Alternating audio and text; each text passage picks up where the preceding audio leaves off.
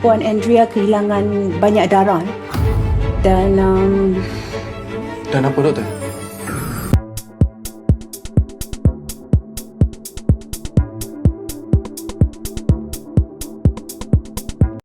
Pada video ini, admin akan kongsi sinopsis drama Yes Captain Zul Aryan, episod 12, 13, 14, 15 dan 16 yang akan tayang minggu ini. Di sebalik keanggunan uniform dan kemegahan barisan penerbangan Zulian Airlines, sebuah ikatan suci pernikahan sedang diuji oleh badai dan gelora yang begitu dahsyat. Pernikahan antara Kapten Zul Aryan dan istrinya, Andrea, yang baru sahaja dipenuhi kehangatan dan janji manis masa depan, kini perlahan-lahan runtuh dihantam prasangka dan fitnah licik. Aryan, seorang kapten juru terbang tampan dengan bar 4 di bahunya, amat mencintai sang istri, Andrea. Di sela-sela kesibukan dan sebelum jadwal penerbangan, Aryan tidak segan memanjakan istrinya dengan menyandarkan kepala di bahu Andrea, menikmati saat-saat tenang berdua dengan senyuman penuh kehangatan. Andrea adalah tempat Aryan pulang, muara daripada segala lelahnya di udara. Rumah tangga mereka kelihatan semakin sempurna apabila Aryan secara terbuka menunjukkan kebanggaan dan rasa sayangnya kepada Andrea dalam sebuah majlis gala yang megah. Sambil memegang mikrofon di hadapan para tetamu, Aryan menatap sang istri yang tampil anggun bergaun perak dan menegaskan betapa Andrea bukan sekadar wanita biasa baginya, melainkan seluruh dunianya.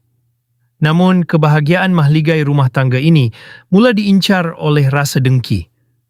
Rania, seorang pramugari yang menyimpan dendam dan cemburu membara, tidak rela melihat keharmonisan Aryan dan Andrea. Rania melancarkan muslihat kotor untuk menjatuhkan Aryan.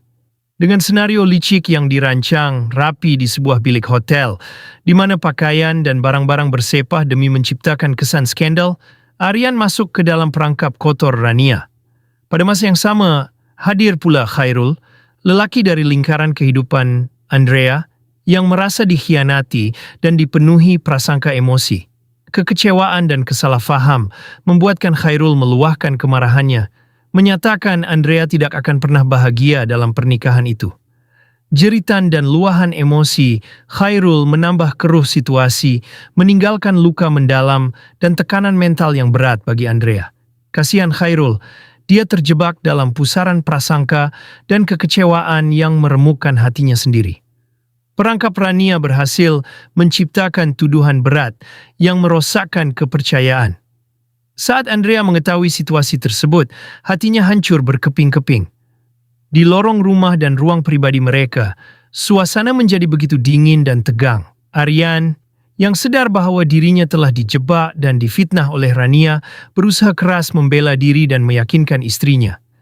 Dengan tatapan mata penuh rasa sakit dan sesak, Aryan menegaskan bahwa dia tidak pernah mengkhianati Andrea maupun menyentuh wanita lain. Namun, bukti fizikal perangkap yang sengaja ditinggalkan Rania membuatkan Andrea tergoncang hebat. Air mata Andrea berderai menahan rasa kecewa yang amat mendalam atas dugaan pengkhianatan suaminya. Tidak berhenti di situ, Rania yang semakin liar bahkan meluahkan kemarahannya di bilik mesyuarat rasmi syarikat demi semakin memperkeruh suasana dan merosakkan reputasi Aryan. Di tengah-tengah kekacauan, perselisihan, dan emosi yang memuncak akibat intrik yang terus membelenggu, ketegangan berdarah akhirnya meletus. Andrea menjadi korban serangan fizikal yang sangat kejam, sehingga mengalami luka parah di bahagian perutnya. Dalam kejadian yang mengerikan itu, Andrea tersungkur dan terkulai lemah di lantai dengan gaun kuningnya. Wajahnya merintih kesakitan yang amat sangat, manakala tangannya memegang erat bahagian perut dan tubuhnya yang terluka. Aryan yang menyaksikan kejadian tragis itu berlutut dan serta-merta diselubungi panik yang amat sangat. Pandangan matanya tertumpu sepenuhnya pada luka berat di tubuh istrinya.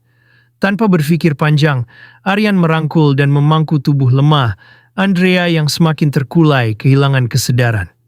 Sekelip mata, seluruh beban masalah, kemarahan dan ego Aryan sirna berganti menjadi ketakutan yang amat besar akan kehilangan wanita yang paling dicintainya. Di hospital, suasana bertukar menjadi sangat mencekam.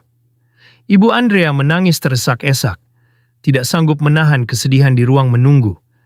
Tidak lama kemudian, seorang dokter wanita berhijab keluar dari ruang rawatan dengan raut wajah yang sangat berat, menyampaikan bahwa keadaan Andrea amat kritis kerana mengalami pendarahan hebat akibat insiden tersebut dan kehilangan banyak darah.